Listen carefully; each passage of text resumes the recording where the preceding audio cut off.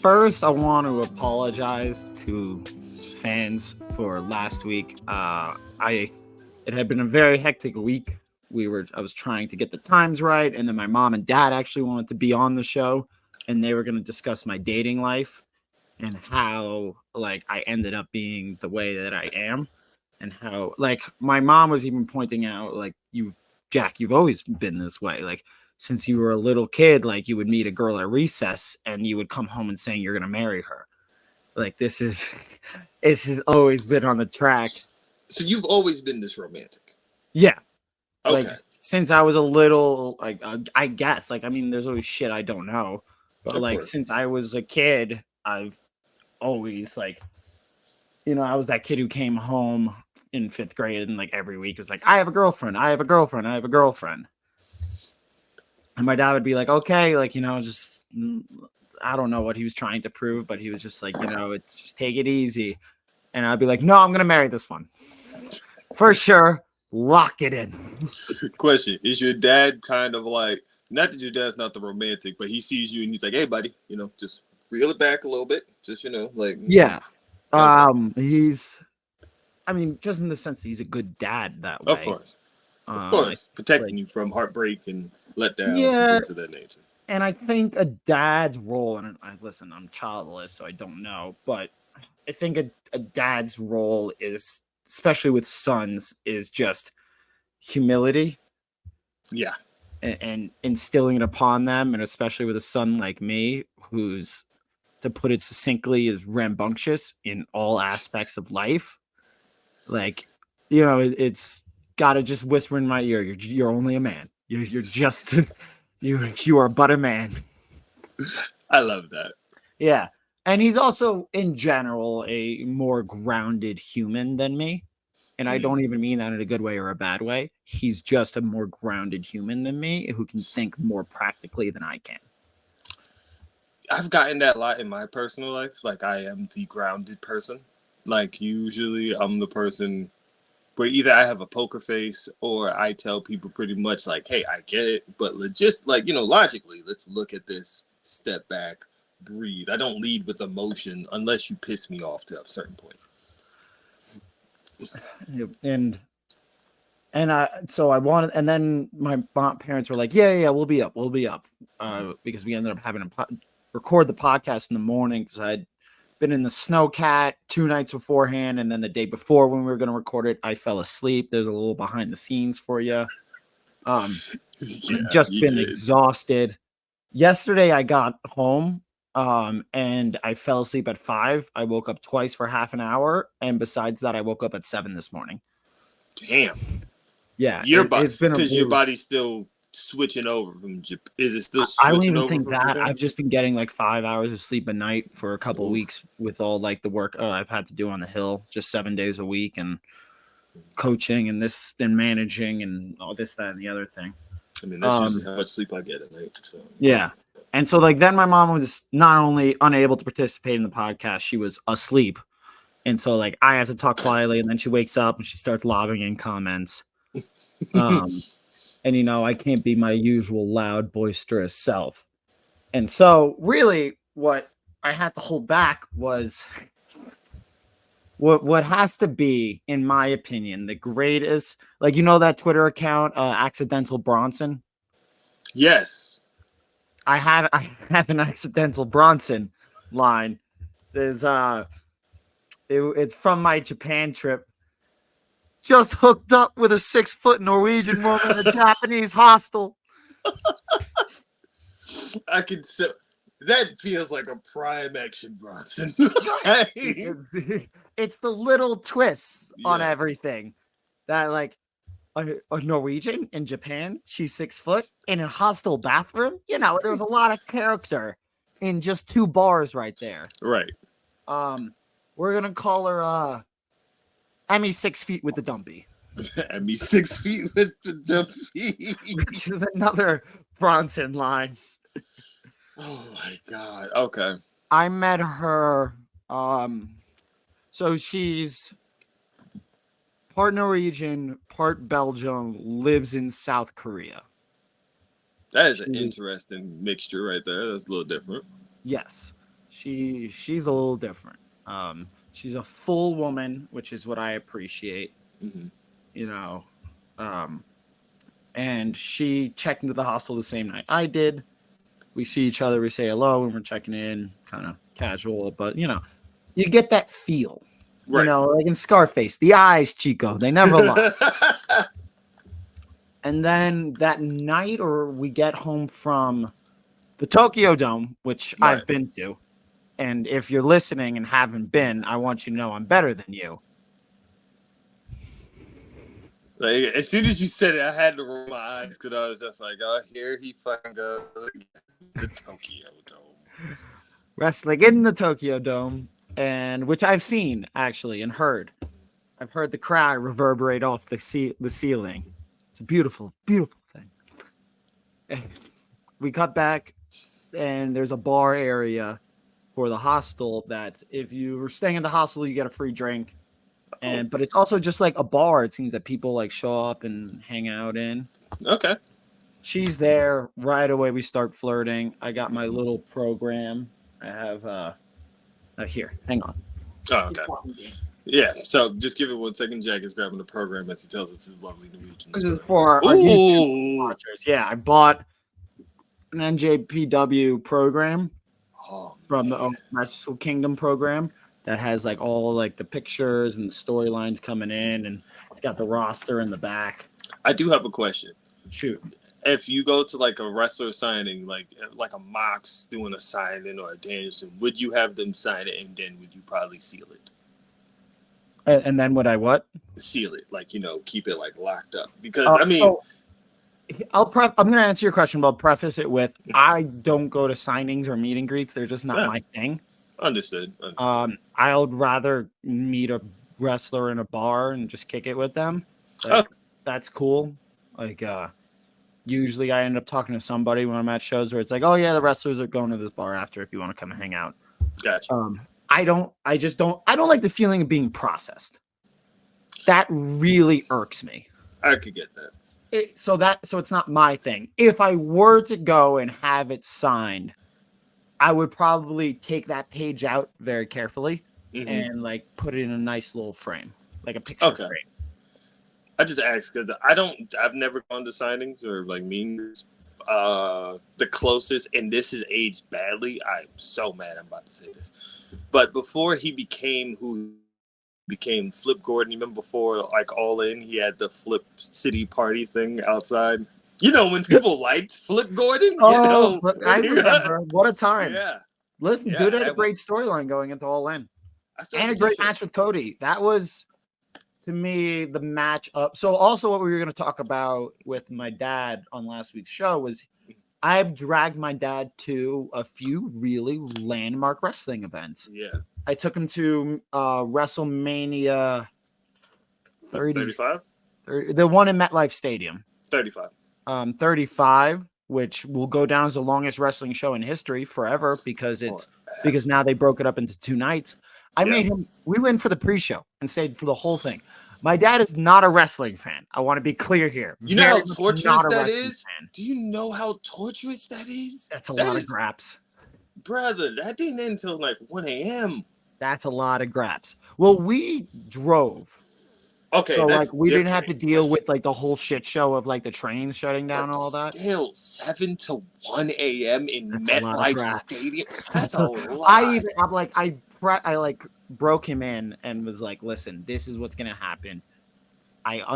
Just so you know, this is what we're gonna do. If you really want to leave, I'll find my way home. And my dad was like, nope, I'm staying, and sat there with me and watched the whole show. Took a nap about halfway through. You have to. And this is also what, John Moxley said this about Danielson is like Danielson can make anybody care. Yes. Like it doesn't matter if it's like if it's in a parking lot in like outside of some fucking Mexican taco shop, of course, in Juarez, or in WrestleMania. He can make anybody care. The one match my dad got up for was Kingston Danielson. Yeah, that was my match right there. Yeah. I needed a break after that. Like I took like I don't even know what's the next matches after it. I know I took like a 30 to 40-minute break. And then you get back and it's still like 2 more hours of wrestling. Oh, fucking God, bro. I was just like, God damn, this show doesn't end. No. Yeah, no, it was a miracle they broke it up into. Yeah. So he was going to talk about that. He was going to talk about the first wrestling show he brought me to was in Hartford, was a live event. Okay. Me and 2 friends. And it was like John Cena and Edge had a no DQ match, and Cena bled like a stuffed pig for no fucking reason at a live event, like full Crimson Mask. Makes sense. And then he took me to a show at the Nassau Coliseum, which is now a famous show. It's where John threw Edge into the Long Island Sound. I remember that show. I was at that show. And my dad, who had went to go get coffee, came back. And remember, I was a little kid and convinced me that he had been outside to see John throw Edge into the Long Island Sound. Oh, that's hilarious. That was like Nassau Coliseum? I think that was Nassau Coliseum. I could be wrong. It could be, yeah. I'm not sure. And then he was I bought tickets for us to All In. Like I was able to get in, like in that shit show of trying to buy tickets. Like I actually got in and got really nice seats, and I bought 2 for my dad and I. Was it me and you who realized we was? No, I think it was me and Joel. But we realized that we were all there. Not that we was all there. Me and Joel was in the same section. We just didn't know.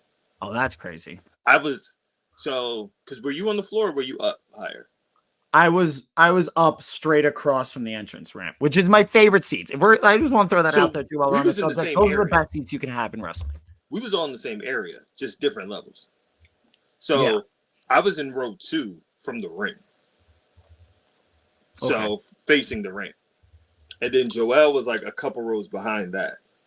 And then you would probably just be like maybe like a row or a section, like the section. I think I was a section up because I remember walking down to say what's up to Joel. Right. So I was 3-4 rows ahead of Joel. Interesting. Oh, that's cool. And how did anybody see over your head though? I don't know. You tell me. You watched the show, you little asshole. And you don't know people. There's a joke about me being a giant.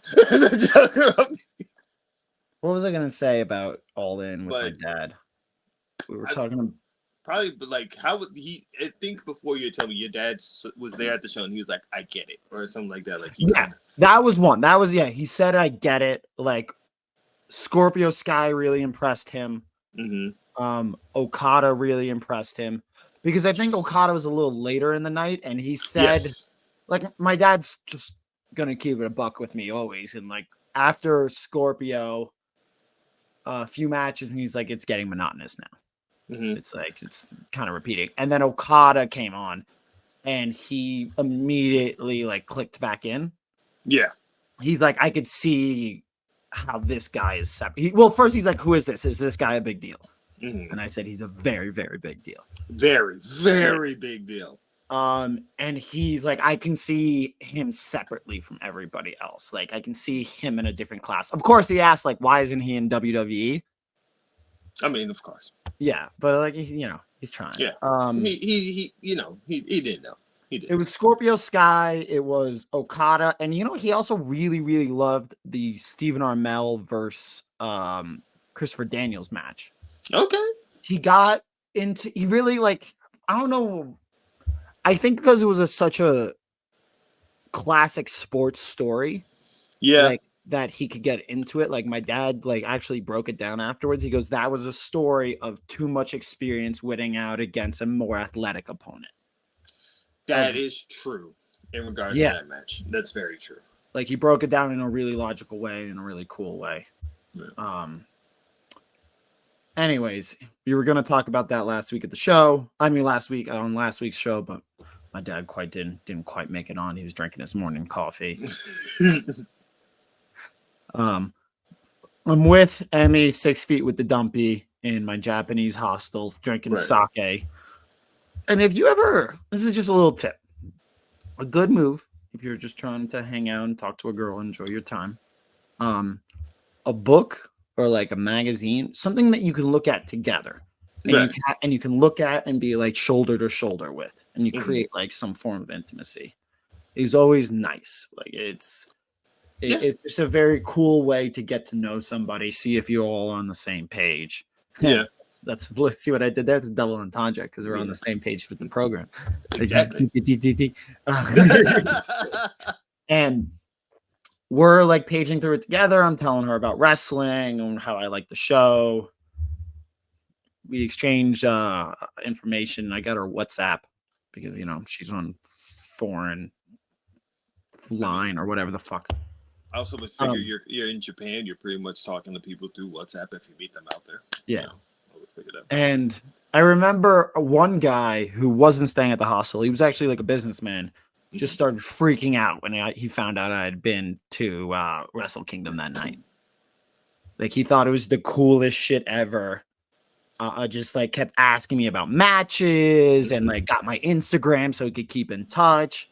And like we're speaking through this like translation app, Right. and like our excitement transcends any language barrier. Right. Like you can always talk wrestling. Yes. In any language. Absolutely.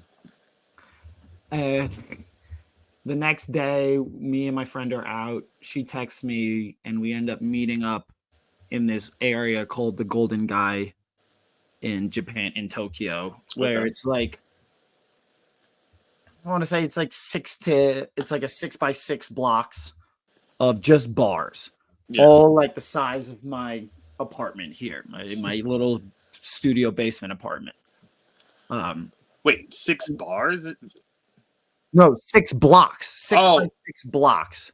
Oh, I thought you said 6 bars. No, continue. No. 6x6 blocks, all the size of my studio apartment. Oh, okay, that's cool. And like they flipped it. They're like, instead of taking 200 people and putting them into 2 bars, we're gonna build 200 bars and put 6 people in each of them, which I love. That like cool. One of them that we went to, was, and locals drink there too, which was really cool. Like, it wasn't just a total tourist thing. Which, because like if you have an intimate environment, locals are gonna want to come and hang out. So one bar I went to, we were the only tourists. Everybody else in there was from Tokyo, right? Including the bartender. We could smoke inside. They were playing incredible music. You can hear but you could still hear each other talk. Mm-hmm. They wanted us to try each of the sakes that they had because they're like, we want to see what you think. And like, so we're hammered. Like my friend Emmy 6 feet with the dumpy are just chugging sake and golden and green tea shots because they want us to try like the Japanese drinks. Yeah. My friend sake will already do it. Green tea shots on top of sake sounds like I am fucked up. My friend who doesn't really like party or drink, he's much more grounded than I, said like, this is by far the most I've ever drank in my life. Like we were obliterated. And we're just talking and laughing and having a good time. Eventually my friend goes home because he's like, I've been overserved. He's like, I'm wasted. I called him an Uber. I put him in there. We go to the next bar. Now I meet a dude. I say that I'm a skier from Colorado, and he starts playing his music for me, which there's no sentence that scares me more than in any language than let me play my song for you. And he puts on this song that's fucking incredible. Oh, really? So okay. Like from the moment it came on, I was like, holy shit, this is actually really good. It basically like nullified your fears, like it null and voided it basically. Right. And the song is called Soul Rider. I want to give him a plug actually. Mm-hmm. And he actually went in college. He went to CU Boulder, which is just an hour and a half from me. It's right next to Denver. Yeah, Boulder, Colorado, right? Yeah, exactly. They have okay. Yeah, I know. Deion Sanders. That's the only reason. Yeah, that's the only reason why I know Deion Sanders. Which is actually pretty cool. That's why I like Deion being here. Yeah. And he plays a song called Soul Rider, and he's like, and it was about the skiers in Colorado that he met, who like were dedicating their lives to the pursuit of adrenaline. Right. And he just kept looking at me and going, "That's you. You're a soul rider. You're the soul rider." And now I'm like, I have to get that tattooed on me. Yeah, you kind of have to. It does. It's like the ultimate connection to your, another part to your Japan trip is just like Soul Rider. Like, I think I would like to get either I would get Kagura, where I skied and nearly died in an avalanche, tattooed on me with Soul Rider underneath, or I'll get the Tokyo Dome. And like the crowd and Naito standing on the turnbuckle, and then Soul Rider next to that. I would want to get it associated with something else. Right. We have a few drinks there, and then Emmy 6 feet with the dumpy leans over to me and goes, "Well, Soul Rider, you ready to go back?" In a Norwegian accent, which I will not try to replicate it because I want it to be pure in my mind of how sexy it was. I don't want to pollute it with my own failed attempts. Good thing you know yourself, Jack. Because I was about to say, let's not even try. Let's not even try. So, all right. So the song is Soul Rider called Blue. From the artist is Blues No More. Is the artist Blues No More? Okay. Check him out on Spotify. He's really, really, really good. Makes really, really interesting music. We go back to the hostel. It's like, and these bars are open all night. Like we get back, it's like 3 a.m., 3:30 a.m. And the bars are still open? Shit. Bars are still open. People are still walking around. Damn. Okay. We get back. We got into the backyard of our hostel, which was like this beautiful yard space that you wouldn't expect to find in any urban area, especially with how clustered Tokyo is. Where I've been, by the way. I don't know if you guys have been, but I have been. Oh, brother. Continue the story. We start hooking up in the back. We share a cigarette. We start hooking up in the backyard. And then they're like, "Oh, wait, that's right. We have nowhere to go." And there's a moment. For me, it's been several moments in a young person's life when you're just like, all right, how dirty are you really? Yeah. We all can talk a lot of shit, but like, are you willing to go the distance? And so we go into the bathroom stall of the hostel.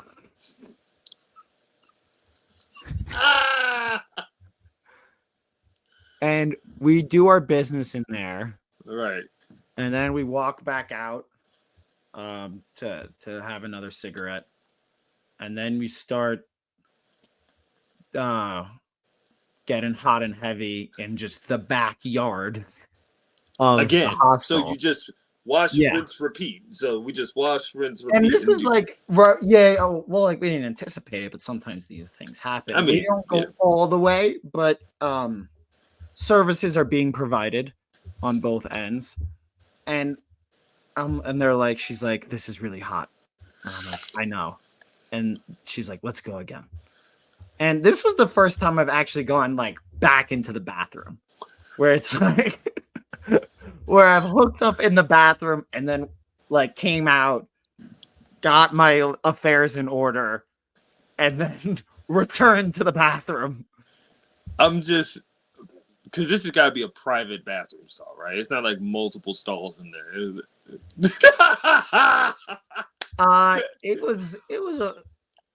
It was the common area bathroom for everybody in the hostel. God. So let me get this straight. Okay. Because in my mind, all I see is a 6 foot tall woman in a hostel bathroom. Just had sex with a 6 feet Norwegian woman in a Japanese hostel. Which, I'm not saying height bias, but I don't think there's many 6 foot tall women walking around Japan. Oh no, it was like walking around like with a celebrity. Like there was just like Japanese people staring at her, like, and men just like fawning over her because it's like they've never seen. Like they were like, "I don't even know you could build these this way." So I'm just imagining being somebody like I'm just going into the common area bathroom. I just want to just pee real quick. To just open the door, see this 6-foot woman who might be taller than the stall wall. Just Well, it was in the wee hours of dawn, like so nobody was awake. okay. Could they have been? It's possible. Did you care? Not at all. I was busy. The stall had a fully closed door, so okay, there's that. with the sides fully down. Yeah, it was a full enclosed stall. Oh, what that's worth. Yeah. And we went for a second round, and we went our separate ways. And I climb into my top bunk at the hostel when I look at my phone. 5:30. I have to check out and get on a train in 3 hours. You did not go to sleep. I went to sleep. Me and my friend, we both had plans to like do shit that morning because it was gonna be our last morning together. God damn. We didn't. We didn't. We both slept until the exact moment we had to check out.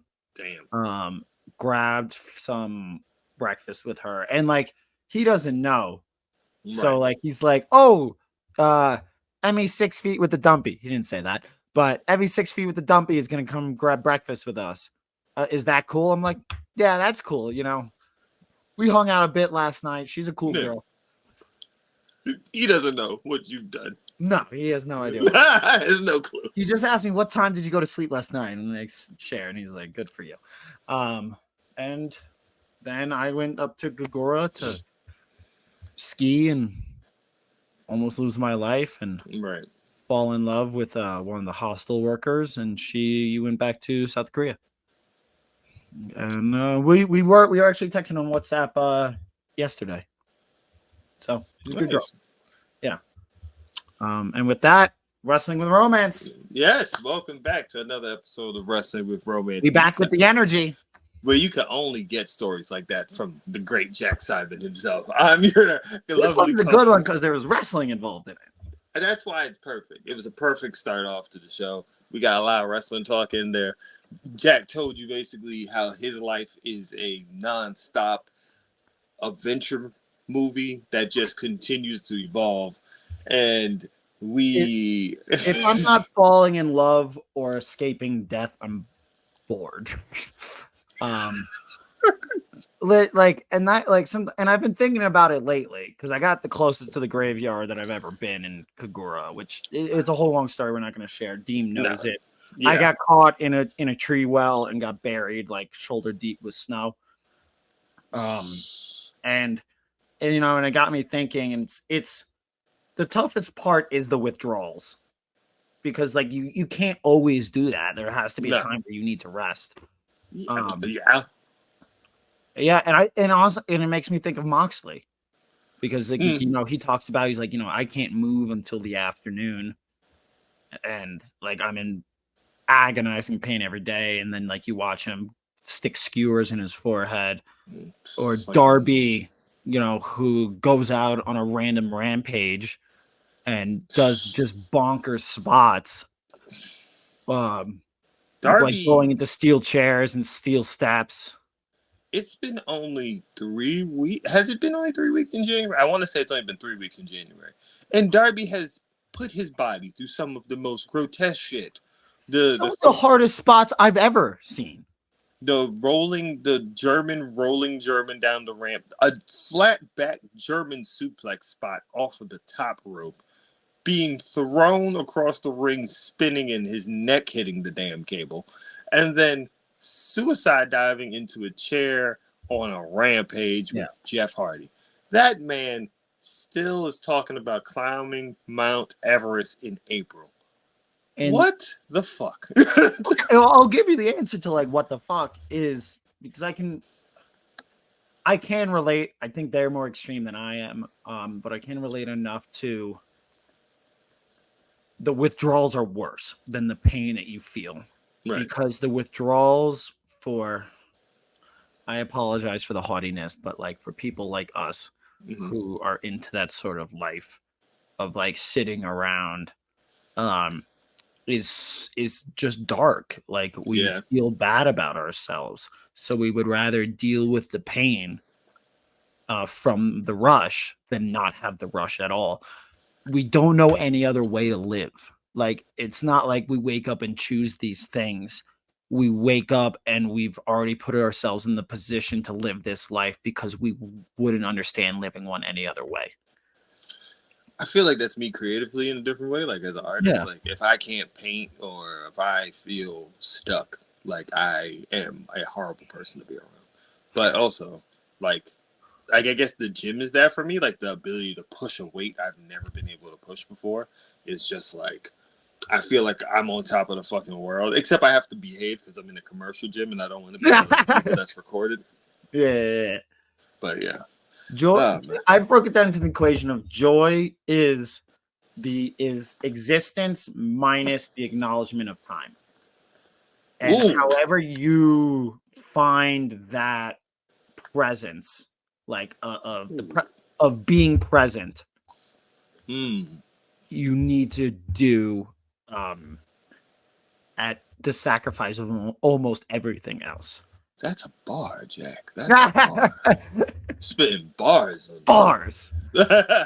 I mean, Uh, speaking of people getting the shit beaten out of them, Hook versus Samoa Joe, which is ooh, everything I've been waiting for. ooh, Like put with it when it to comes my to Hook, veins. Put it to yeah, my...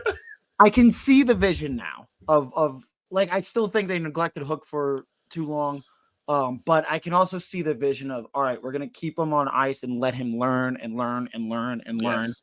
So when he does get that moment, we're gonna not only give him a moment, we're gonna give him a main event against a brand new champion who is a legend in Samoa Joe. Let me tell you, I've watched the match at least 3 times. I've watched the I've watched it entrances. twice. I've watched it Yeah. twice. I've watched the entrances maybe 4 to 5 times, Oh right? my god. So the Because new I back signal for Hook is love such it. a nice touch. Nice touch. So the thing I love about this, right? I I feel like this match did so much for everybody, everything involved. I feel like Yeah. it got Hook so much over. Yep. I feel like Samoa Joe feels like the fucking final boss of AEW, and that title now feels like, oh, you have to kill a killer. Like you have to Yeah. be a killer to kill a killer to get the belt off of him. Like you can't just be someone where it's just like, oh, we really like him. It's like, no, you have to be dominant to get the belt off of Samoa Joe. And then it's the way they even set up Hangman and Swerve at the end. Right. And And if it ends up being a triple threat, which kind of an oh, aside, if just it ends up if you end up doing a triple threat right after putting the rankings back in, I think that's a little bit of a weird move. But I think that's an argument for a whole different show. If it ends up getting there anyways, I would prefer if they do a Hangman Swerve #1 contendership match. I can see that, and that'd be the first time Hangman gets a win. Yeah. Um But also, Ooh, they've for done that you, that's a before. lot. For Swerve's #1 fan to be like, that's where Hangman should get his win. Because here's why. I'll explain 2 things. One, they've done the triple threat before because they did Pac and OC because Yeah. they had tied records basically going in against Kenny. Right. Yeah, no, So but that made sense that within made the sense. context of the rankings, and the rankings were already so well established at that point. Right. Now, I love the fact that I feel like they kind of told us basically since the year started that the rankings are coming back. Like Samoa Joe saying you have to submit your record to the committee before you come face me. No one just comes and challenge. Hook being someone who only had 1 loss in AEW period, being someone and they talked about his record. They let us know. I think you do have a #1 contenders match. I think personally you let Hangman have the match at Revolution because I think Hangman can take the loss. You don't have Swerve go first That's very because smart. honestly, I think when Swerve has the match, Swerve has to win. I think you're totally right. I think you're And 100% right. And as big of a Swerve fan that you are, I'm just as big of a Hangman fan. I And love I think I love Hangman this take Hangman. this loss and go on to have a very interesting storyline. and still be at the top of the card. He doesn't need this championship right now. Yes. And I think also at a near point in the future, and I'll let you ride after this, excuse me. Well, no, at a near point in the future, and maybe not near point, in the next 2 to 3 years, I think Hangman will have the chip again. I think he should have the chip again. But right now he's not what they're clamoring for. It's Swerve. Yes. I think Hangman is bubbling again. I think you have the Hangman bubble. And I love this new kind of, I would say, feel with Hangman. The fucking Magnum TI, like the Magnum fucking mustache he got going on, the feel he has. He just feels different. And I love the energy with him. I think the thing is with Hangman, you can have him barely beat Swerve, where they both like have like a banger on TV, but he just squeezes out with like a roll up, not like a definitive knocks out Swerve, but a roll up where he can get it and Swerve be like, "You barely beat me. I definitively beat you twice. I choked you out and I got you down with my finisher 1, 2, 3." And I think you can still keep Swerve hot going in, and Swerve then has the right to say, at Double or Nothing, which we all know Double or Nothing is a very special pay-per-view for AEW. Yes. That is where you're crowning Swerve. And Are they in Vegas again? I think so. I think I heard MGM Grand this time, though. It's always been... it was T-Mobile. It was T-Mobile, like the last two. Keep talking. Yeah, but I think that's it. If you do the triple threat, I do think you can do it, and I think Hangman still has to take the pin. Because either way, Swerve has to be like, I've never been pinned by Joe. And Swerve could also be like, the 2 times I've been close to the championship belt here, I've never been pinned, from the Continental Classic and then from the AEW title match. He could always be like, straight up 1-on-1, y'all can't beat me. Yeah. So I think that's great. It becomes a very tough thing of like, how do you one up their last match though? That's like, you keep it just a straight singles match? That's why I'm like, I feel like they should do the triple threat, because I feel like when we do Swerve Hangman, it should have the title on it. When we do Swerve Hangman 3, it should have the AEW title. Yeah, and it should be. I mean, would you go 2 out of 3? Would you go Iron Man? I think a Swerve Hangman 2 out of 3 falls match sounds fucking nuts. Or and then an Iron Man. Or something we ain't never done in AEW. Get me out. Okay. Give me a 3 stages of hell. Give me a 3 stages of hell. I think that's the right move. With Hangman Swerve, because you've already established with a Texas Death that they will damn near kill each other. Mm-hmm. If you give me a cage match, you give me a ladder match, or like something, I don't know. If you want to make the last one a ladder match, a cage, I don't know what you want to do. Somebody else can book it. But a 3 stages of hell type of match, because these dudes have already taken each other to the limit. Yeah, that would be the best booking, the correct booking. Yeah. But that's why I think a triple threat makes sense, because right now they're both 2-0. They both have matches on Dynamite. So yeah, and you're gonna have to have a number 1 contendership if it's not a triple threat, right? Which I can still see being a triple threat from logic standpoint, because you've established the mode. You have to kill the killer, and nobody can, so they have to put him in the ring with 2 other guys. Exactly, and I'm not gonna lie, I thought he killed Hook like 3 times on fucking Wednesday. Like, I thought when that Uranagi on the edge, spinning Uranagi, bro. First of all, the spinning Uranagi, and then him walking around the ring just like. Yeah. It was one of those matches where everything is just in the right place. Like every the sense of timing and the sense of presentation is just in the right. Like, you have Taz on commentary. Perfect. You have the spinning Uranagi where he misses it, but also hits it just right. You have Joe emerging as a heel, as a solid heel, rather than kind of the tweener.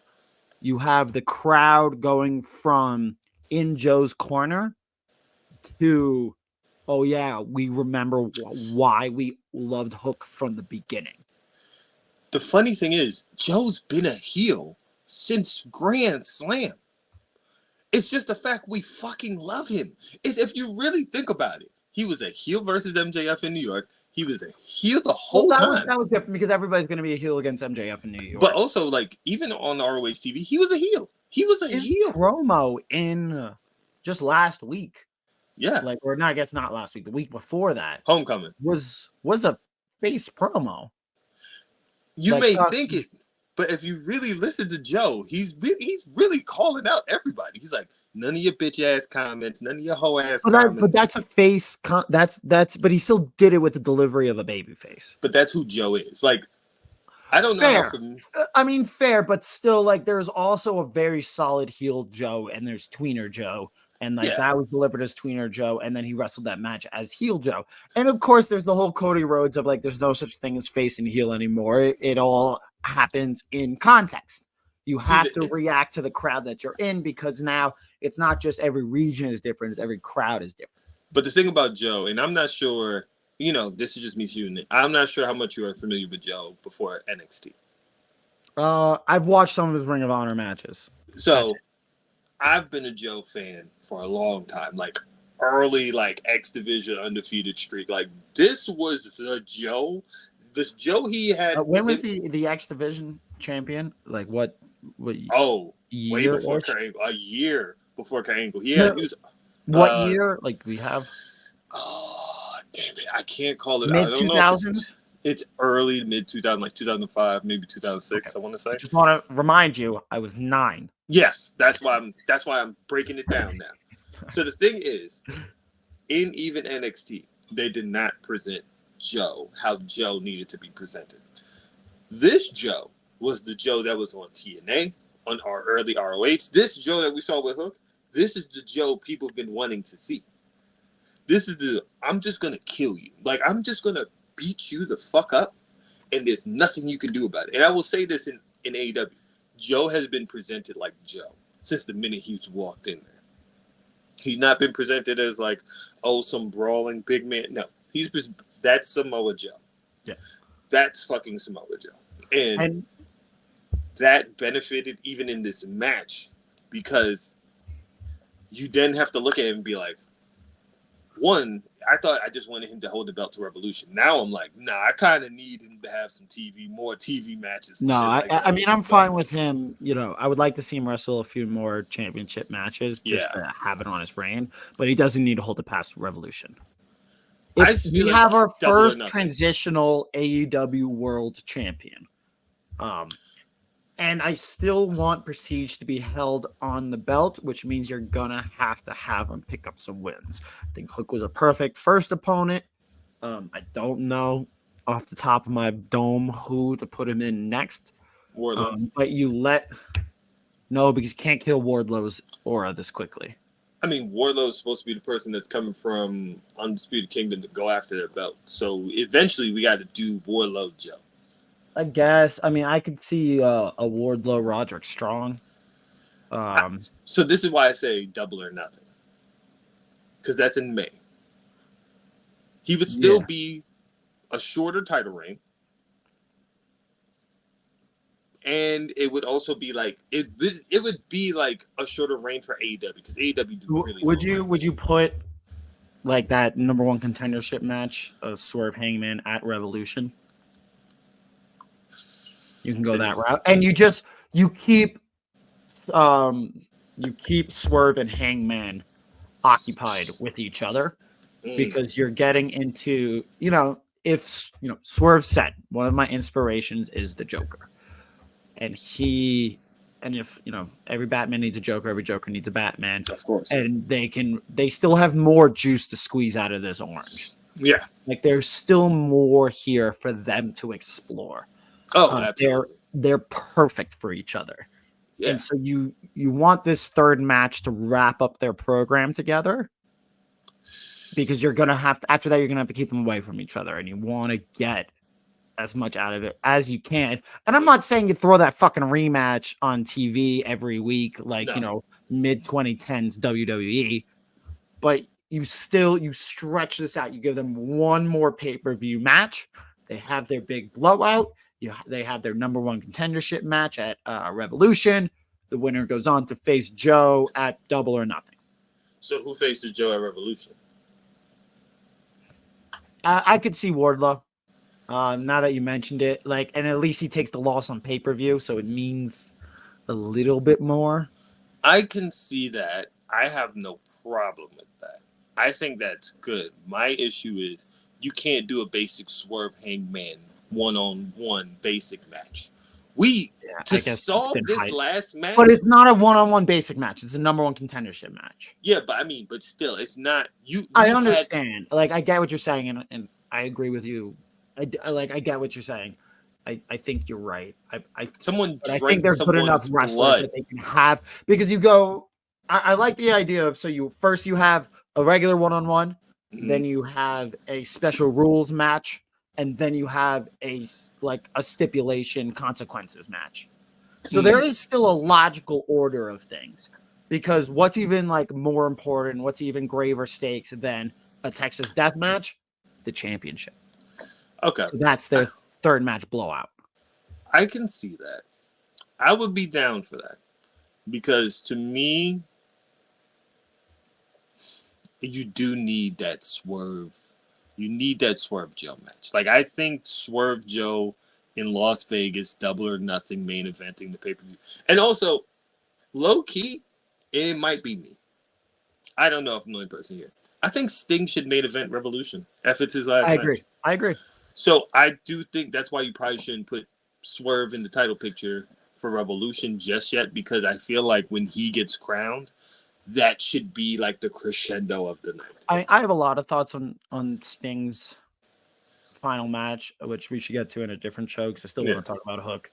I think it should be Sting versus Darby. I know he really doesn't want to do a singles match. Yeah. But I think you can do a very interesting face versus face passing the torch match where everybody knows who's going to win, and that's okay. And it's Sting's only loss in AEW. Yeah. And one of the greatest legends of all time goes out on his back, giving it to a young guy, exactly how pro wrestling legends are supposed to do it. Well, what do you think happens next with Hook? So that's the interesting part, right? I low-key... Because AEW is great at creating these moments. They're very poor at following up on them. I have an idea. I just don't know if it will happen. Give me the idea. Give me the idea of what you want to see happen. I know the next Adam Copeland Open thing is Minoru Suzuki, which is, if you told me this 3 years ago, I would have said really good booking. That I would have thought you're smoking crack. I would have been Adam Copeland and Minoru Suzuki's never gonna fight, and now he did. Now that we see that, I'm like, that's fucking wild. But again, it's one of those things where it's this is awesome in a vacuum, but what are you gonna do next? Because you can't Minoru Suzuki's not gonna be around. No, but I would have. Of course, Adam's gonna win. I would have Adam win. I think it's gonna be a brutal match. I love it, but his next person to answer that challenge is Hook, and I think Hook should actually choke out Adam Copeland. That would be really good. And Hook takes his opportunity at the TNT title. I think Hook should beat Christian. I mean, I think he should retire the FTW belt. Yes, because it's becoming a bit of an albatross. It served a purpose for a while. Yeah, it's different than when it met in ECW. Of course, it was always gonna. But it's become a bit of an albatross rather than a benefit. It's cool to see him walk around with a title. And somebody once asked me what does that title mean? And I said it means he's cool. That's it. That's all that title means. But the thing with being cool is that it's a very finite fuel. Eventually, people stop. I mean, it's a trend. It's fad. Yeah. And the moment it stops being cool, you go ice cold. It's not I mean, I think it's even different than being a white meat baby face, because that simmers out. Yeah. You get to a point where you get out of that white hot space. And every cool wrestler who hasn't adapted. Right now, what's on my mind is NWO, WCW, Yeah. where like that was the first time fans just started cheering for the coolest wrestler rather than babyface heel. Yeah.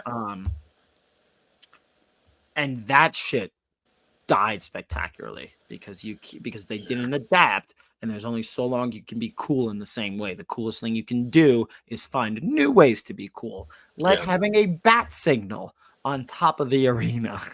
Well, that's why I would say, because the FTW championship in ECW meant you was the uncrowned champion. That was what the FTW meant.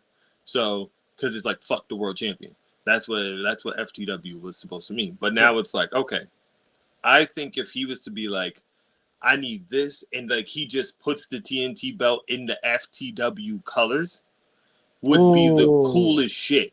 That's good shit. And you could have him versus Nick Wayne, him versus Luchasaurus leading up to the match. Then he have him and Christian at Revolution, and you have enough time where this can happen. I also like this idea. I also could see him where he just walks out one day before a match and just like gives his dad the belt. Yes. Like maybe in the run up to a TNT title reign, and he just like hands the belt, and, like, you know, gives the hook nod and moves on. Like it served its purpose, Pops. Yeah, exactly, and that'd be a cool thing to do.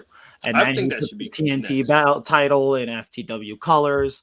I also really I want them to keep going with like Hook's closest wrestling comparison right now is Goldberg, in my opinion.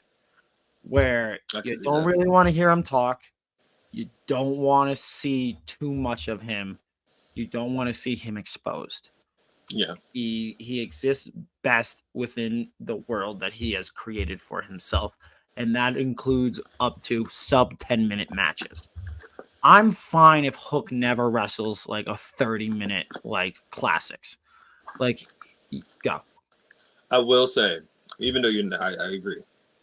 I love his little vignettes. Like, oh, me too.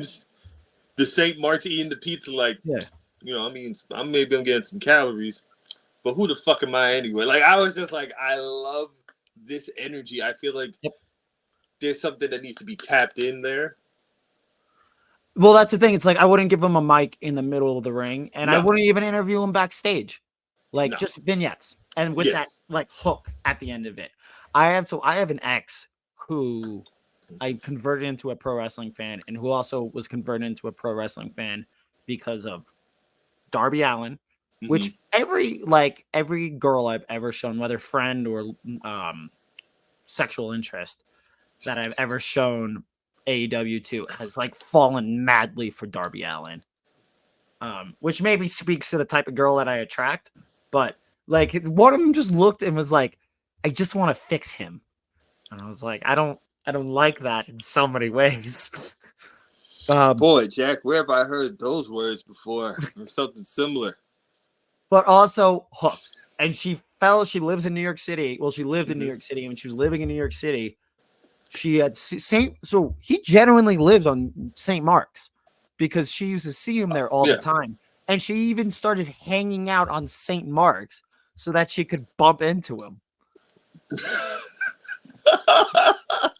That's fucking awesome. But that's the thing. Hook feels like he also feels so authentic.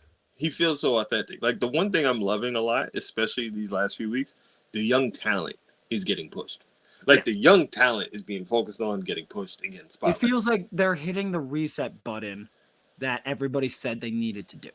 And they did it, and we're loving it. And we're like, yes.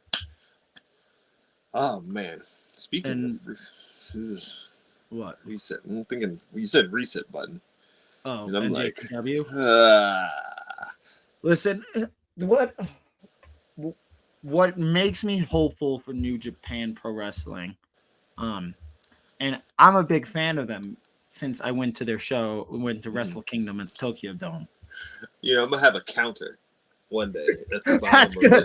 What are my YouTube shorts just be how many times? How many times Jack I say I've been to Wrestle Kingdom? Wrestle Kingdom in Japan and Tokyo Dome. Like how much New Japan references pops up in the episode? what makes me hopeful is they have a lot of great young talent. They do. And fans love Shoto. Yes. Love Shoto more than I think we even realize. Fans love him. I don't know if everybody else do. I don't know if everybody else do. Talking about Naito? Yeah. I'm actually... Yeah, Naito had some comments recently, actually, about Shota. And it was just like, whoo, okay. I'm hoping that you're just working here, bud. I think he's just working. Well, say the comment. So, Naito said, Shota has too much of that Tanahashi smell on him. Almost to the point he feels like he's ripping him off. He's steadily getting more eyes on him, but eventually I think he's going to hit a brick wall. There's a lot too much of him that's taken from somewhere else.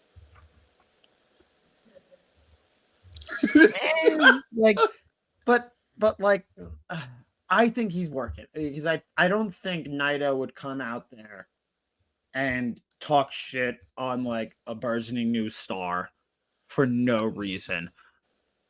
That's fair, but also Naito. It also fits with Naito's character a little too neatly. Of fuck Tanahashi, fuck Okada, fuck anybody in the establishment, and fuck this dude who's clearly been anointed as the next one. Yeah, it's as the next version of that. It's funny because the funny thing is, give people another little spark behind the scenes of us. In our group chat, we actually had a friend who said, when I look at Shota, I do kind of think of Tanahashi. So when he says it, it's not like it's something that's never been said before, but it is a thing where it's just wonder if other people feel or think that way, but I'm just I kind of doubt it. I don't know. And I think, I think he's just working. I think this is him actually elevating him. Mm-hmm. The best thing Naito can do as champion is call out dudes who he feels are establishment, because that's always been his gimmick. Yes. That's always been his run. And fans, just the fact that Shota, and I'm usually not like this, where it's if they're in proximity to each other, it's a push or it's a rub, because there's so many cases of this not being true. But I think in this particular one, Shota's name being in Naito's mouth is a huge benefit to Shota. Yeah. And also knowing how much Japanese fans already love Shota, I don't think Naito is gonna take a chip away at that. I think it's more of if Naito says he's establishment, then he must really be establishment, because as much as they loved him, he didn't have that feel of being a mainstream guy yet. But if Naito says, I hate you because you're establishment, you're establishment. And now we have another established star at a time where 3 have left in the past 6 months. I also take it as, because I will say this, and I don't think this is hyperbole to say, New Japan missed a very fucking opportune thing last year, honestly, in 2023. The fact that Okada's leaving and you did not get a match with him and Shota, you did not get a match with him and Gabe Kidd, you didn't get a match with him and Ren Narita Tsuji. I think that's his name, Tsuji. I might have said it wrong. But the fact you didn't get Okada versus any of these young dudes to try and solidify them on the offshoot possibility Okada may fucking leave. I think, it was just arrogance. It was just arrogance of there's no way he's going to leave. And then now you're kind of caught with your pants down because you have Ospreay and Okada gone. And Switchblade. I know that happened a while ago. Technically. Still, that was a huge loss. No, if you really think about it, Switchblade hasn't even been gone a full year. He debuted in AEW in April. Oh, wow. Switchblade hasn't even been in AEW a full year. I was there when he debuted. Yeah. No, that's... So, Because him and Eddie had the match in like February, March. Because remember, people thought he was going to possibly show up night after Mania. Because he had the match in like February, March. Loser can never go back to New Japan. And that was in February, March. No, it was in Battle of the Valley last January. Because that was on the same card that Monet had her first match. Yeah, and you know, and New Japan could have had great programs with at least one of these dudes and set them up as the future, but they didn't. I don't think they want one. I don't think they wanted to piss Okada off by making him lose, and two, they didn't want to chip away at his aura because it's kind of like the NFL quarterback meme of like, you know, fuck it, Tyreek Hill down there somewhere. New Japan had like, fuck it, Okada's there, throw the chip on him. But I will say this: Shooter had a match with Will Ospreay this year, where Shooter got over in defeat. He was over in defeat in the match with him and Ospreay. That led to the triple threat with him, Moxley, and Finley. Besides Naito, Shota had the biggest pop of the night. When he came out on that motorcycle, that crowd went bonkers. But think about it. You can still get over in defeat. It's just how you present these people. But you can't. Here's the thing. Shota needs some seasoning. He does. You could even see it in the match.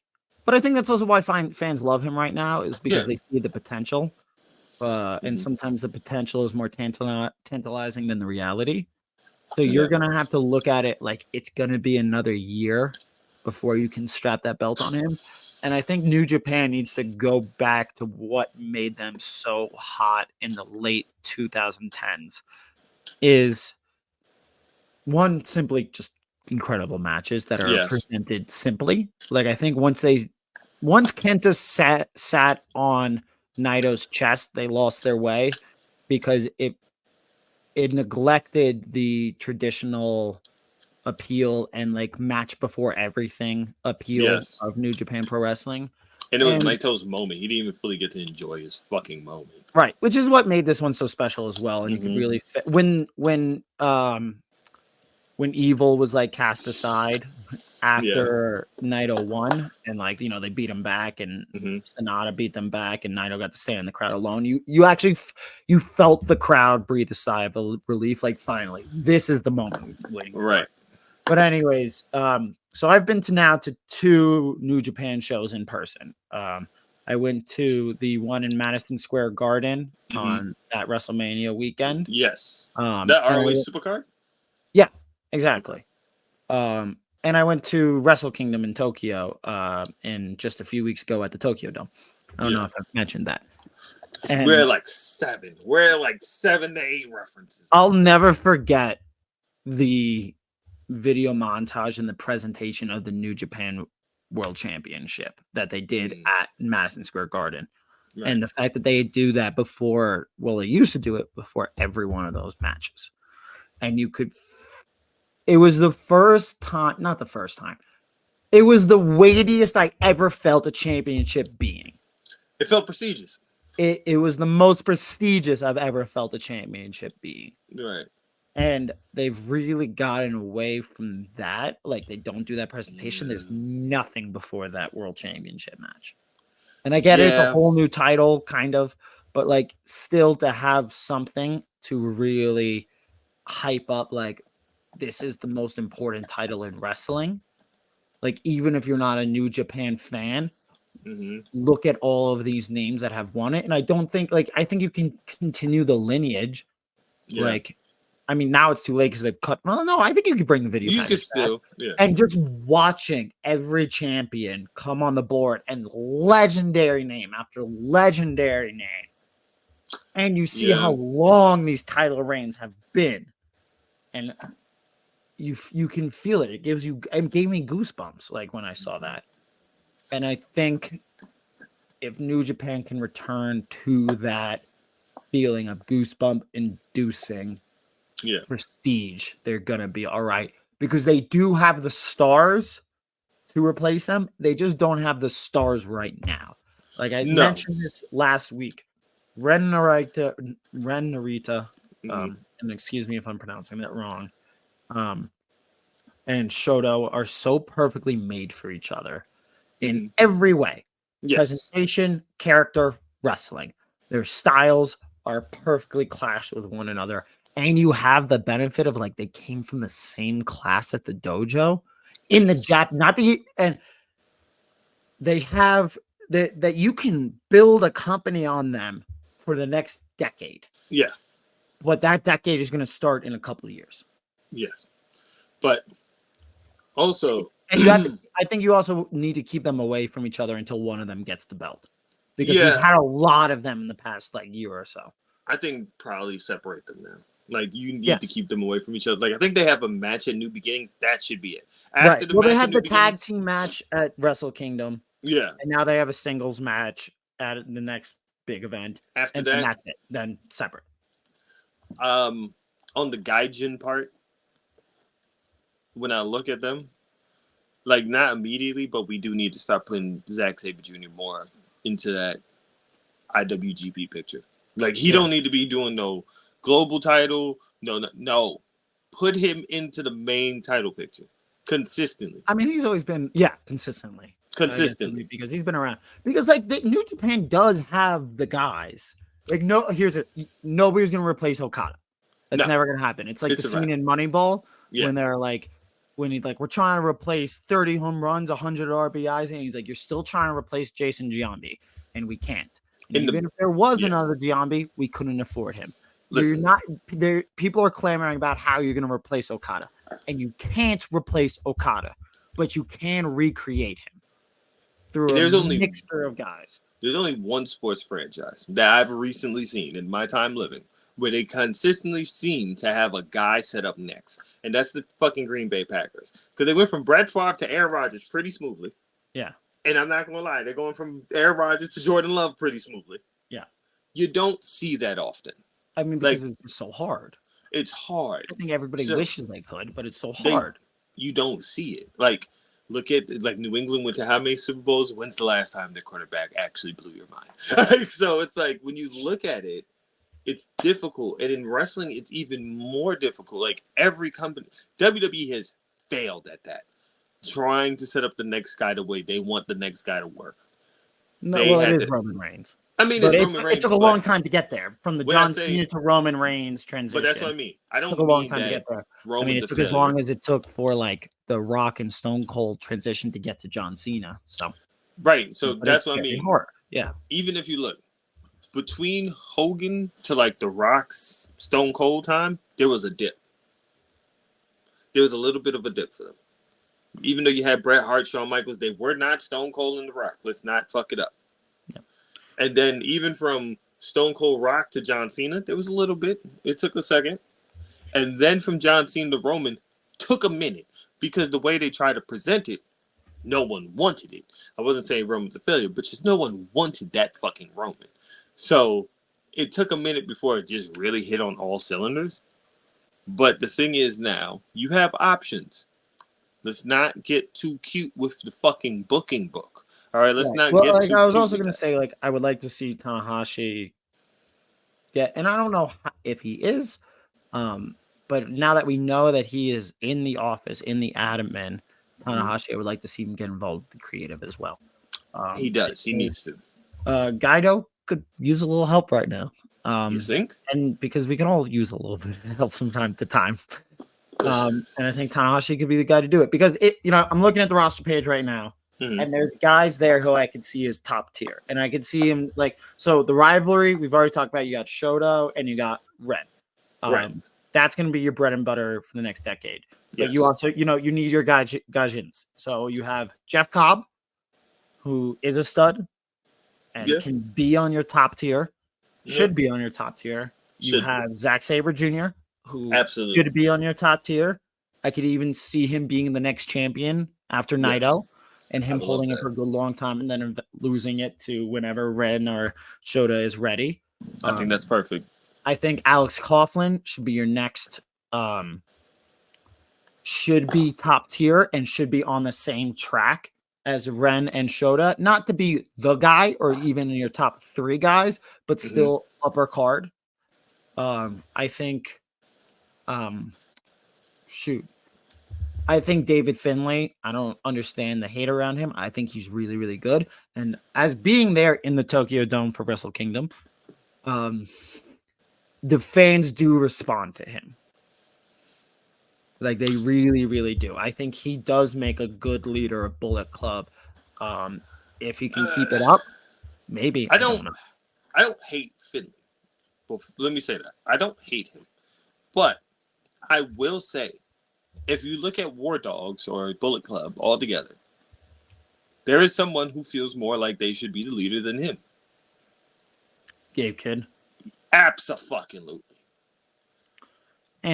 But there's the thing. Okay, so we just began this discussion of like how do you recreate Okada, like through your native talent, through your gaijins, through your rivalries, and we've already mentioned 3 guys from Bullet Club who still move a lot of merch and are still have a very recognizable name. The faction Bullet Club, of course.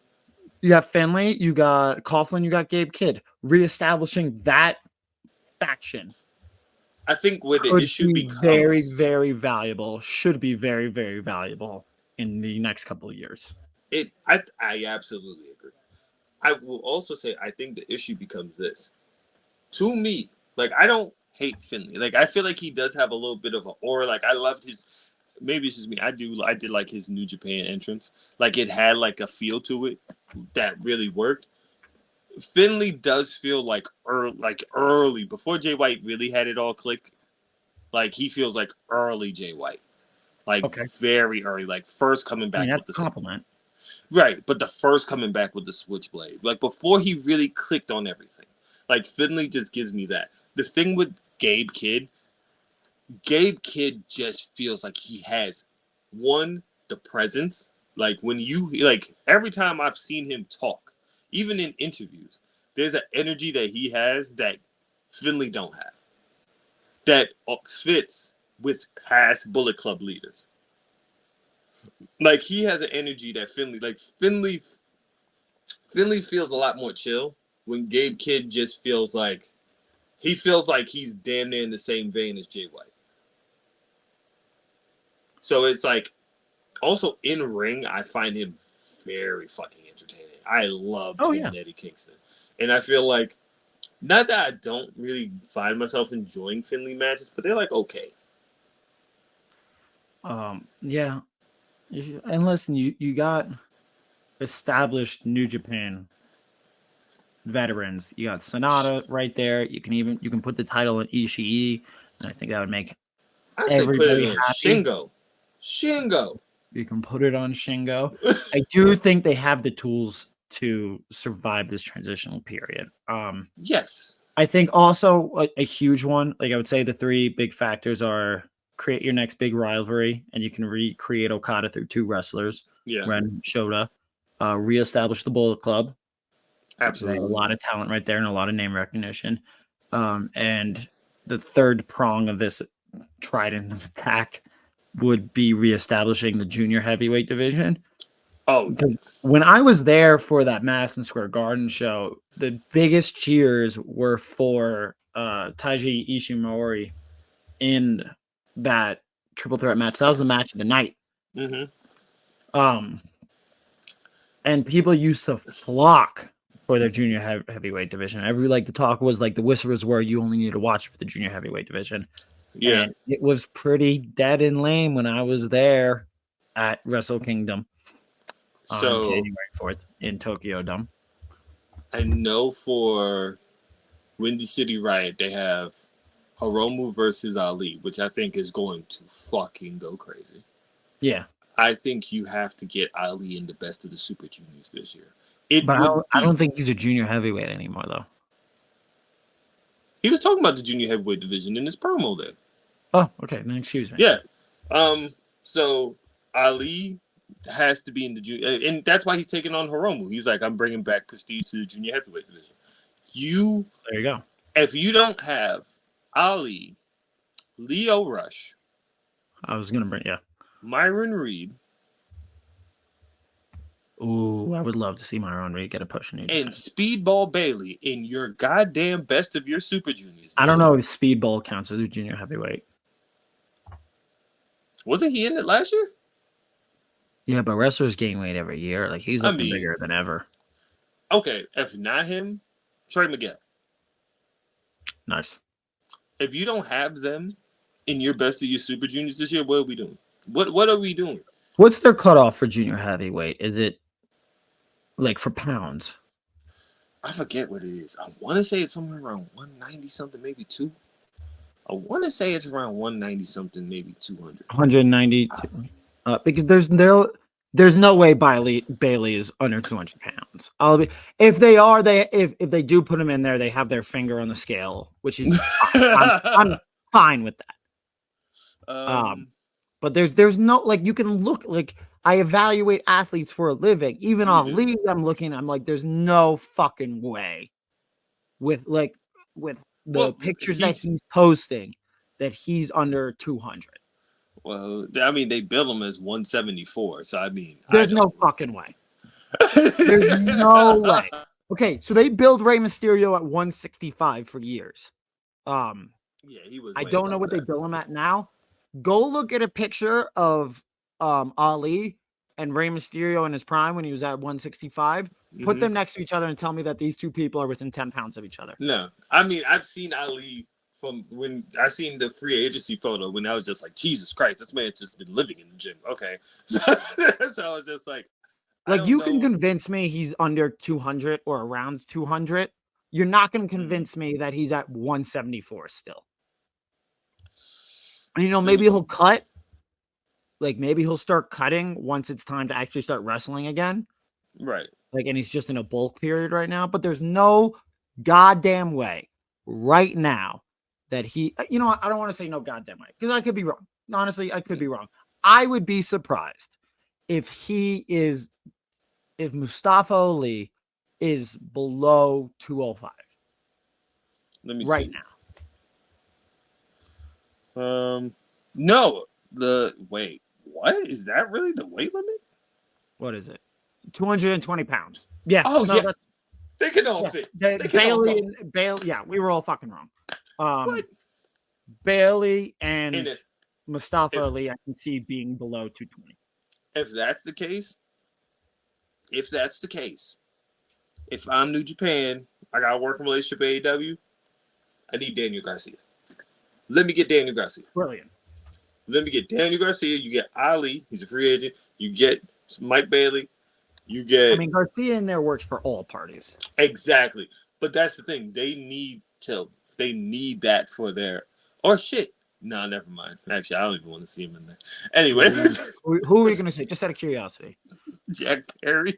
I was going to say. And then I realized I don't even want to see him in there. I would like to see him in there. Maybe. We forget. Okay, I'm not a big Jack Perry fan. I don't think there are a lot of big Jack Perry fans. But we should remember when he was with Jurassic Express. He was good. That people loved him. The whole stadium arena doing like the waving their hands back and forth. They were with it. Like, here's the truth of it is that he's probably best suited for an upper mid card heel and a top of the card tag team guy. Yes. He struggles to carry a match on his own. Yeah. That's like he just doesn't, he can't carry it through he can't carry an aura through a full 15 minutes. He got the moves, but he doesn't got the aura. At a certain point, he feels very inauthentic. I mean, I think in a junior heavyweight, like, tournament round robin, I think that's probably best suited for him. Yeah. Get some wins more than he loses, but like wins more than he loses by like 2. Wait, how do you equate? Okay, because I'm figuring this Jack Perry thing is definitely an excursion. How do you fit him into what New Japan is doing right now in their reboot? Like, where do you think you can do something? Tournament, junior heavyweight title a couple times outside of the tournament. Because I definitely think his first match is going to be Windy City Riot, which is going to be interesting. I think they keep him away. I don't think New Japan wants that heat right now. I think they will take it. That show's already sold out. But like, I don't. You're not taking heat. You're just getting, like, if you think about it, you have already Naito versus Moxley, Hiromu versus Ali. If you say Shooter versus Jack Perry, and Jack Perry's first match is in fucking Chicago. If I were New Japan, And I'm like, we need to hit a reset button and go back to our roots. I'm not putting Jack Perry out there to be like, they're not booing for the right reasons. Like, they're booing because he exists. Like, I'm not putting my company in those crosshairs because seeing Jack Perry is going to put a sour taste, a very real sour taste in everybody in that crowd's mouth. He's going to appear on that show. And I don't think he's good enough to turn it around into a kayfabe. He's going to end up appearing on that show, though. There's no way around him not appearing on that show. You know, you haven't mentioned Dolph Ziggler once in this whole, or excuse me, Nick Nemeth. Because I don't see him doing anything. Well, it's very weird, right? Because I mean, because you want it to be the Dolph Ziggler of like the mid 2010s, and to see how that goes. Well, I have a thought. Yeah, right? Let me hear it. And I've said this before. In my belief, if Dolph Ziggler had left at the same time Cody had left, okay, right? Dolph Ziggler would be the star that Cody is now, or close to. We're talking like 2015, 2016? 2016. So if he had left the same year, that's after the Miz stuff, because that's at the end of that year. So that's after him and Miz for the IC belt. Which was the hottest he ever was. Next to the cash-in, that is the hottest he's ever been. You're right. If he goes on the Indies right after that match, we can't, like, him having that indie run, because you got to think, that's him going into ROH World. That's him going into New Japan at that time. That is him going into all these places. Having some of these matches, I think you get, one, he's absolutely on the All-In card. Oh, yeah. Yeah. I mean, you could argue he becomes part of the Elite.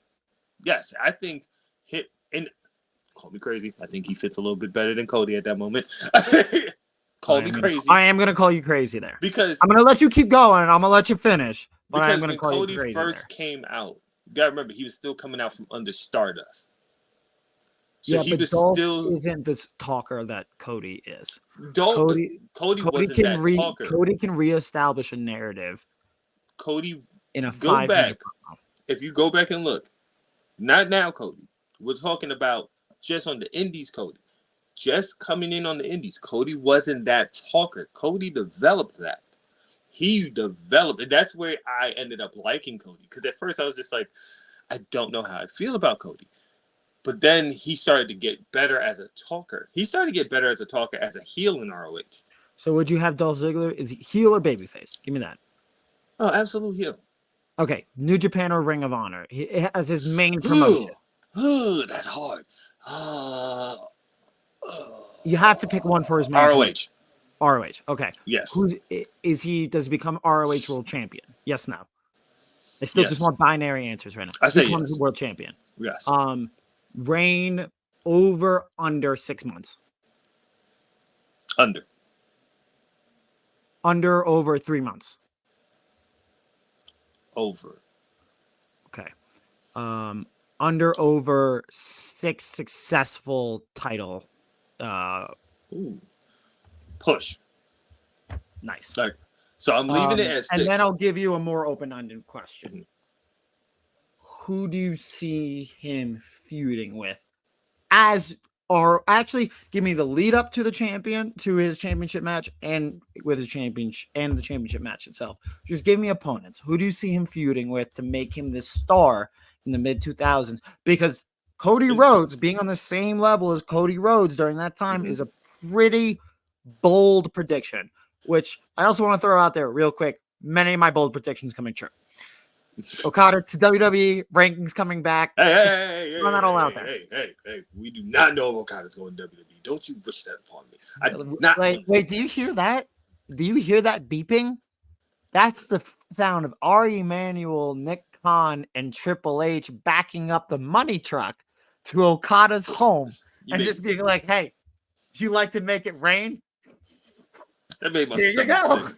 And just pulling that lever. And like a fucking slot machine. Yeah, exactly. Like gun in a Kendrick Lamar music video. Just there you go, buddy. These are dollars. No. They're worth 100 times again. Come So, this way. Sign this deal. the one thing I will always say also, Cody was not always interesting in the ring. The thing That's that true. I will give Dolph is Dolph at that point, because you got to remember, you got to think about when he's coming out of WWE. That's him saying, wrestling is this thing that I love, and I give, and it never gives back to me. Dolph was cutting good-ass goddamn promos going into the end of 2016. Like, that was the whole him and Miz. You go back and watch that promo. That promo about how much he gives to the industry, and the industry never gives him that love back. But, like, I also don't think, like, we can take a No. series of promos and make it broader. Like, But and he say, like, just- he could but have I'm done s- this under any circumstances. No, but I'm saying he can do it. He just was in a place in WWE, especially at that time. That is 2016. That is a lot. That's heavy Vince McMahon micromanaging. Yeah. That is heavy. I don't see But- Dolph Ziggler being able to cut those promos on I a can regular see- basis. I do agree with you that he, at least at the time, was a better wrestler than Cody. Yes, and I think if I had him in ROH, I would love to see like a Cody, Dolph or Nick Nemeth versus a Jay Briscoe. Nice. Love it. Great match. I think him and a Dalton Castle. That program is Yes. interesting. Great match. I think. Give me one more, and then I'm going to ask you, what's your title fight? I'm trying to think the 2016 ROH roster. Why the fuck is it not in my head? Even him, and I guess at that point, Christopher Daniels, because that was right as Why Christopher isn't Daniels the was 26 just- Ring of Honor roster in your head? Because you have a life. Then that's okay. Yeah, that's pretty much true. Like, Um, it's okay. I'm I'm pulling it up him- right now. I'll start throwing Yeah. some names your way. Wait, 2016? Yes, I mean, 2016, 2017. You're looking at a murderer's row. So you said Christopher Daniels. Yes. I Um, also said Dalton Castle. I said Jay Briscoe. I mean, AJ Styles is still around. By the time Dolph would have been a free agent, he would have been WWE. Okay, I just see him on Yeah. the roster here. Yeah, so he joined Royal Rumble. Yeah, so I guess it was. Yeah, you're right. You're right. Excuse me. ACH. I would love that match. That would just be Yeah. a good in-ring match. You got Dragon Lee. That's a great match as well. You Oh, got. him and Roosh. Him selling Roosh's offense? Ooh, there we go. Him selling Roosh's offense would be crazy. You got Keith Lee. Another one. You can That would have him be- wrestle Omega. You can That's have him another thing. You think about 2016 Dolph Ziggler versus just a Kenny Omega at a Super Card of Honor. Okay, but do you have him beat Kenny Omega? No, absolutely not. Okay, then how can you make him champion? Because, well, first of all, let's get something straight. If I'm booking this out, he would have to face Omega after he's already had the championship. This is after, like him as champion. Because even when Cody faced Kenny, he didn't have the belt. So that's that. I would personally have him if he had a title feud. It would kind of similarly go to like Cody's, but I would have him go. I think a title match between him and Jay Briscoe would be fucking fantastic. A title match with him and Dalton Castle would be fantastic. Him giving like a Proving Grounds or just a match with ACH would be fantastic. Like, there's a lot of areas where this can work.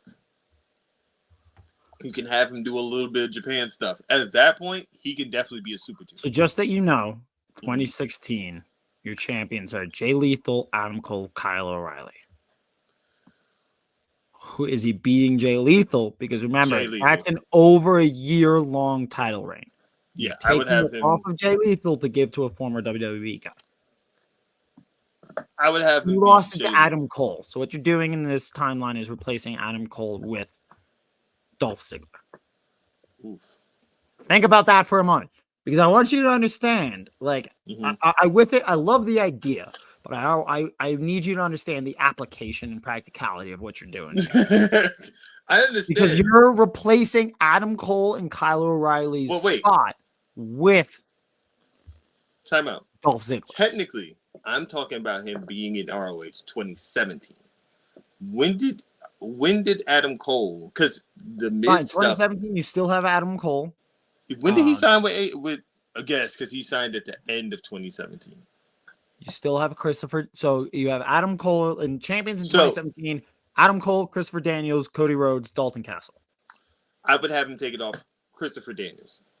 So you're full on replacing Cody. Yes. It's a bold strategy, Cotton. I am. You're taking one of the most lauded, defended, well-remembered indie runs in the history of professional wrestling. In the history of professional wrestling, when you talk about indie wrestling, people will always talk about the time Cody left WWE and did the indies and did Ring of Honor in New Japan. And you're replacing wholesale Cody in this timeline, Cody Rhodes with Dolph Ziggler. It's either I have him take it off Christopher Daniels, or you said the last one was Dalton Castle. Yes. Actually, that fits better with what I book. I would have it Dalton Castle. So Dolph would be the person to take it off Dalton. So Dalton beats Cody, Dolph beats Dalton. Yes. Okay, I'm with it a little more there because it's a little less audacious. Because I had to think about which one would I, because after he beat Daniels, that's when Cody turned heel. Isn't that when he flipped him off? Sure.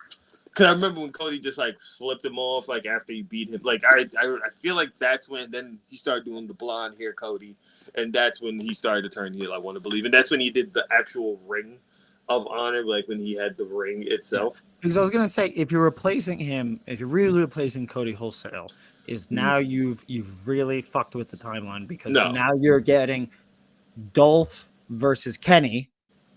Yes. At Manhattan, was it Manhattan Center?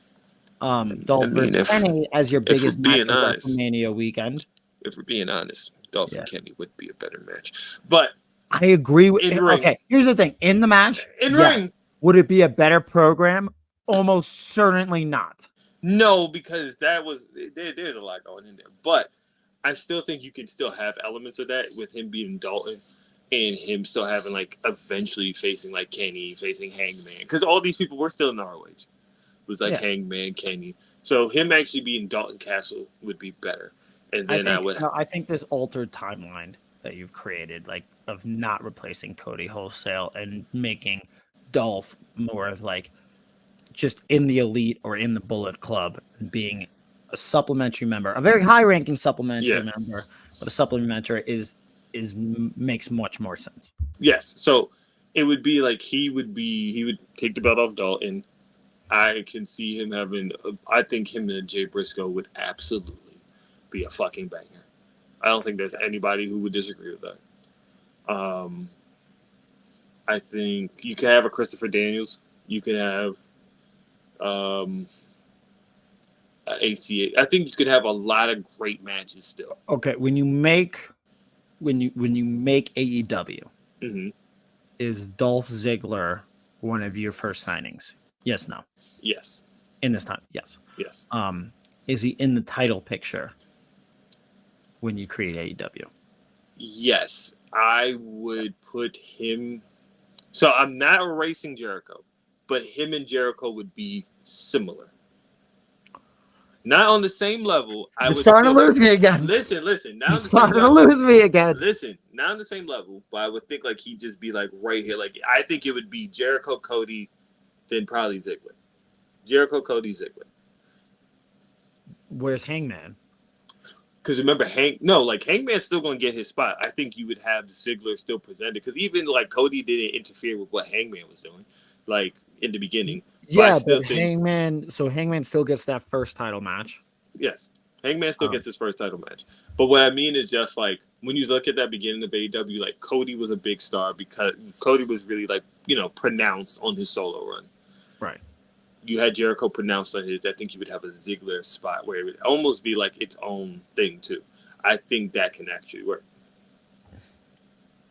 I'm really glad that for the first time I can actually wrap up the show and be like, let us know in the comments if you think Deem is a crazy person and not Jack. Yeah. Let me know what you think of Deem's hot takes and not Jack's. I'm just saying, I truly believe if he left the same time as Cody, he Listen, would I get really, this way. I agree with you that if he had left WWE at that point, he could have had a really, really memorable, great run, and I think it would have been really, really cool to see. I'm Yeah. not as on board with like Dolph Ziggler in the Elite being champion, being an AEW top star. I ain't saying again. Now, even though he'd be in AEW, I think the interesting thing would be Dolph does not. Well, I'm get saying stuff. Ring of Honor belt. Oh, Okay, yeah. real quick. I mean, So he gets a Ring of Honor belt. mhm. Does he just yes, no? Does he have a New Japan? He doesn't even have to win the belt, but does he have a New Japan World Title program? Match. Yes. Yes. Okay. Let us know your thoughts in the comments. Yes. Come back with us next week. I'm Jack Simon. Check me out on JackSimonMakes.com for all my directing and writing, and my column on YasminTimes.com for my movie reviews, and Instagram and Twitter, JackDocSimon. And you can follow me at Life of Deem on everywhere. I'm getting back to being very active with my artwork. Me and the guys from our group chat recently gave me an idea. So I'm thinking about every Thursday maybe dropping some wrestling themed art. Love it. That I might be doing. But yeah, follow me, Life of Deem.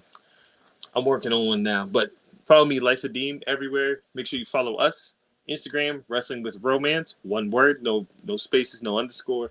Follow us at Wromance Podcast on Twitter. And yeah, we're out. Deuces. Deuces. I was trying to do an R there. Wrestling with Wromance.